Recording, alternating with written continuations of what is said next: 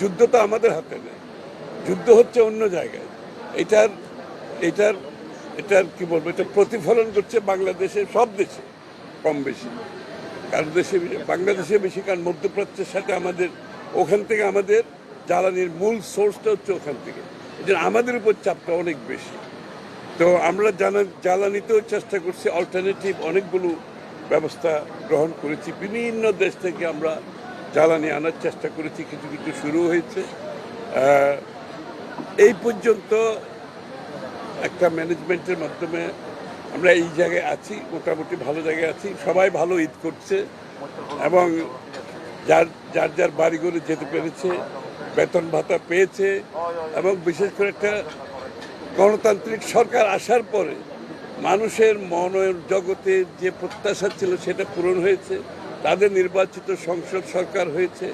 এইরকম এক সময় যে প্রথম ঈদটাও জনগণের কাছে একটা মুক্ত অবস্থায় মনে হচ্ছে, তারা ঈদটা করছে। আমার মনে হয় এবার ঈদটা আমাদের জন্য অত্যন্ত একটু ভিন্নভাবে আমরা পালন করছি, খুব ভালোভাবে। মুক্ত দেশে মুক্তভাবে জনগণ কথা বলতে পারছে। তো সব কিছু মিলিয়ে এই পর্যন্ত দেশটা যাতে এইভাবেই চলে, আপনারা দোয়া করেন। আমাদের জ্বালানির ক্ষেত্রে যেভাবে আমরা অল্টারনেটিভ অনেকগুলো দেশ থেকে জ্বালানি প্রকিউরমেন্টের কাজ চলছে, কিছু কিছু শুরু হয়েছে, সেইভাবে আমাদের ফার্টিলাইজার আছে, অন্যান্য পণ্য যেগুলো অত্যন্ত গুরুত্বপূর্ণ, এগুলো অল্টারনেটিভ ব্যবস্থা আমরা চেষ্টা করছি বিভিন্ন দেশ থেকে এটা প্রকিউর করার জন্য। আমরা রোজার মধ্যে এই আলোচনাগুলো চালাচ্ছি, এখনও অব্যাহত আছে। আমরা আশা করছি একটা ভালো ম্যানেজমেন্টের মাধ্যমে যতটুকু সম্ভব, বিশ্ব প্রেক্ষাপট, যুদ্ধ তো আর পরিবর্তন করা আমাদের পক্ষে সম্ভব না, এটা চাপ আসবেই। এর মধ্যেই আমাদেরকে এটা সমাধান দিতে হবে। আমি আবারও বলছি, আমাদের সকলকে মিলে সমাধান করতে হবে।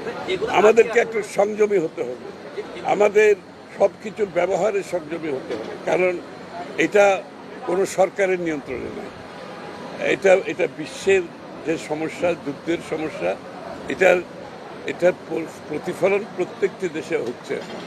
আমাদেরকে সবাই মিলে এটা সমাধান করতে হবে। সরকারের পক্ষ থেকে ব্যবস্থাপনার দিক থেকে আমরা সব কিছু চেষ্টা করে যাচ্ছি এবং ইতিমধ্যে কিছু কিছু আপনারা দেখতে পাচ্ছেন, বিভিন্ন দেশ থেকেও আমাদের জ্বালানি আসতে শুরু করেছে। অন্য প্রকিউরমেন্টগুলো আমরা চেষ্টা করছি। আর দেশের মধ্যে তো আমাদেরকেও আমার দেশের মধ্যে অনেকটা আমাদেরকে স্বাবলম্বী হওয়ার চেষ্টা করতে হবে। তো সব কিছু মিলিয়ে চেষ্টা করা হচ্ছে। আমরা আশা করছি একটা সহনীয় পর্যায়ে রাখার যায় কিনা পুরো বিষয়টাকে। সরকার তারেক রহমান সাহেবের উনি কিন্তু 7 দিনের মধ্যে 7 দিন অফিস করছেন, কাজ করছেন, মন্ত্রীরা সবাই কাজ করছেন। এখানে হলিডে বলে কিছু নাই, দিনরাত কাজ করে যাচ্ছে এবং নিজেরাও খুব কিছু ইতিমধ্যে আপনারা দেখতে পাচ্ছেন, কিছু এক্সাম্পল সেট করা হচ্ছে যে আসলে প্রধানমন্ত্রীর চলাফেরা, প্রধানমন্ত্রীর যে সিকিউরিটি, প্রধানমন্ত্রীর যে সার্বিক কার্যক্রমের মধ্যে আমাদের সিম্পলিসিটি নিয়ে আসার চেষ্টা করছি। যে সাধারণ মানুষের কাছে যে কিছু বার্তা, যে আমাদের অপচয়টা আমাদেরকে বন্ধ করে দিতে হবে, দুর্নীতিটা বন্ধ করে দিতে হবে, ওয়েস্টেজটা বন্ধ করতে হবে। যে দেশের অর্থনীতিতে আমরা এটাকে চলমান রাখতে হলে বিগত দিনে যে দুর্নীতি হয়েছে সেটা করতে দেওয়া যাবে না, অপচয় করতে দেওয়া যাবে না। সুতরাং সব কিছু মিলিয়ে আমরা চেষ্টা করছি অর্থনীতিতে একটা ডিসিপ্লিন আনার জন্য, অর্থনীতিতে একটা স্বচ্ছতা আনার জন্য, অর্থনীতিতে গণতন্ত্রায়নের জন্য, যাতে অর্থনীতির সুফল সকলের কাছে যায়। আপনারা স্লোগান জানেন, অর্থনীতির গণতন্ত্রায়নের কথা বলা হচ্ছে বিএনপির পক্ষ থেকে। তারেক রহমান সাহেব বলেছেন যে রাজনীতি গণতন্ত্রায়ন করলে চলবে না, অর্থনীতিকে গণতন্ত্রায়ন করতে হবে, যাতে যার সুফল জনগণ পেতে পারে, জনগণ অংশগ্রহণ করতে পারে। আমরা চেষ্টা করে যাচ্ছি, জনগণ আমাদের উপর আস্থা রেখেছে, আমরা চেষ্টা করছি সেই আস্থা যাতে অটুট থাকে আগামী দিনে, চেষ্টা করে যাচ্ছি। অনেকগুলো প্রজেক্ট রিভিউ হবে, যেগুলো একেবারে বন্ধ করা সম্ভব না সেটা তো অন্য কথা, যেগুলো বন্ধ করা সম্ভব।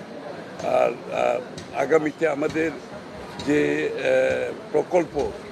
প্রকল্পের ভিত্তি হবে যে ভ্যালু ফর মানি, আমি যে টাকাটা খরচ করবে এটার একটা মূল্যমান থাকতে হবে, রিটার্ন অন ইনভেস্টমেন্ট এটার এই বিনিয়োগের বিপরীতে আমার একটা রিটার্ন আসতে হবে। এবং তৃতীয় হচ্ছে আমাদের কর্মসংস্থান সৃষ্টি করতে হবে প্রকল্পের মাধ্যমে। চতুর্থ হচ্ছে যে আমাদের পরিবেশটা সংরক্ষণ করতে হবে। এটা হচ্ছে আমাদের আগামী দিনের যে প্রকল্পের ভিত্তি হচ্ছে এগুলো, এই শর্তগুলো মেনে আমরা সব প্রকল্প করব, যার কারণে অর্থনীতিতে যে বিনিয়োগ করব সেটার সুফল বাংলাদেশের মানুষের কাছে যাতে যায়, দেশের অর্থনীতিতে হয়। এবং এটা যে গণতন্ত্রের কথা বলছি আমরা, তার মাধ্যমে আমাদের সকল মানুষ অর্থনীতির সুফল পাবে, অংশগ্রহণ করতে পারবে। আলোচনা চালাচ্ছেন যেগুলো আটকে আছে ওগুলোকে আসার হ্যাঁ হ্যাঁ, ওটা তো ওরা তো সাহায্য করার চেষ্টা করছে, ইরানিয়ানরাও সাহায্য করছে। জ্বালানি নিরাপত্তার বিষয়ে আমাদের সেকেন্ড রিফাইনারি সেটা আসলে এগোয়নি, এই ব্যাপারে ধারণ ক্ষমতা বাড়ানো এবং সেকেন্ড রিফাইনারির কাজ শুরু হবে ইনশাআল্লাহ। তেলের বিশেষ করে এবং কিছু ফ্রেটও বেড়েছে সব মিলিয়ে, তো সেই ক্ষেত্রে তো সরকারের ব্যয়ও বাড়বে, তো সেটি আসলে নতুন করে একটা চাপ তৈরি করবে কিনা? সেটা তো শুরুতেই চাপ তৈরি করেছে, চাপ তৈরি হয়েছে, চাপ আরো বাড়বে যদি যুদ্ধ অব্যাহত থাকবে, অবশ্যই বাড়বে। এটা সরকারের তহবিলের উপর অতিরিক্ত চাপ। সুতরাং এটা ম্যানেজমেন্ট করার জন্য আমরা চেষ্টা করছি, কারণ এটা কঠিন। এমনিতেই বাংলাদেশের, আপনারা জানেন বাংলাদেশের অর্থনৈতিক অবস্থা খুবই খারাপ অবস্থায় আছে, এর মধ্যে এই অতিরিক্ত চাপ। আমাদের আগামী দিনে বাজেট আসছে, অর্থনৈতিক পরিকল্পনার মধ্যে বিএনপির যে আমরা নির্বাচনী ম্যানিফেস্টো দিয়েছি এগুলোর বাস্তবায়নের বিষয় আছে। এই চাপের মধ্যেও আপনারা লক্ষ্য করছেন, এই চাপের মধ্যেও আমরা এই ফ্যামিলি কার্ড দিতে সক্ষম হয়েছি। এই চাপের মধ্যেও কৃষি কার্ড আমরা দিচ্ছি। এই চাপের মধ্যে আমাদের ধর্মীয় যারা আলেম ওলামা থেকে শুরু করে যারা আছে তাদেরকে দেওয়া হচ্ছে। এই চাপের মধ্যে কৃষকদের 12,000 কোটি টাকা সুদসহ মাফ করা হয়েছে। অর্থাৎ অর্থনীতি হচ্ছে সুফল যাতে জনগণ পায়, সেটা আমাদের প্রধান উদ্দেশ্য। এবং এই চাপের মধ্যেও কিন্তু সাধারণ মানুষের সুযোগ, সাধারণ মানুষের কাছে সুফল পৌঁছে দেওয়ার জন্য আমরা যে ওয়াদাগুলো করেছিলেন সেগুলো আমরা পূরণ করতেছি। এই চাপের মধ্যেও কিন্তু এটা বন্ধ নেই। তো দেখা যায়, আপনারা দোয়া করেন। আমি তো বলছি সকলে মিলে এটা সমাধান করতে হবে, সকলকে সরকারকে সহযোগিতা করতে হবে, সহানুভূতিশীল হতে হবে, সংযমশীল হতে হবে। জাতি হিসেবে সংযমের মাধ্যমে সবাই মিলে এটা মোকাবেলা করতে হবে। একা সরকার মোকাবেলা করা সম্ভব না, যুদ্ধাবস্থা কারো নিয়ন্ত্রণে নেই, এটা বুঝতে হবে। ধন্যবাদ।